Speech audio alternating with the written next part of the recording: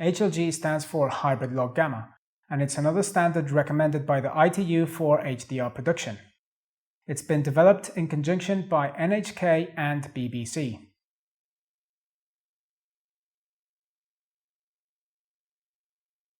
When we have a look at the HLG curve, we could see that more than half of the signal is dedicated to the lower end, and it's the top end that has a logarithmic curve that encodes highlights to up to 5,000 nits.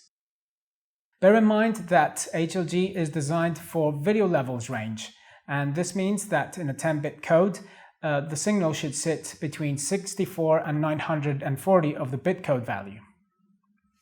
HLG is a relative standard, and this means that the gamma will change depending on the peak brightness of the screen and the surrounding luminance. In this graph, we can see how the HLG standard always makes full use of the bit code range, and the EOTF is adjusted specifically to the display's brightness.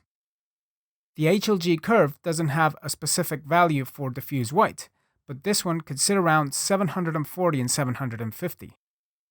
Because the signal is scaled to the capabilities of the screen, the brightness level of diffuse white will vary depending on the display. It's worth noting that the gamma change only is happening in the luma channel, and it doesn't affect the chroma. HLG's approach is that the human visual system adapts to the luminance of the viewing environment, and it's not always going to be the same viewing conditions.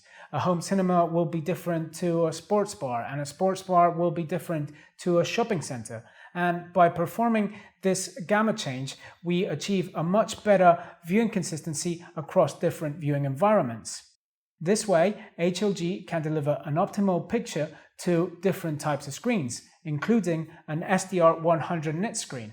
But we're getting ahead of ourselves there, and we will talk about that in a following episode. Hope you enjoyed this episode about HLG, and I'll see you in the following one. Thank you very much.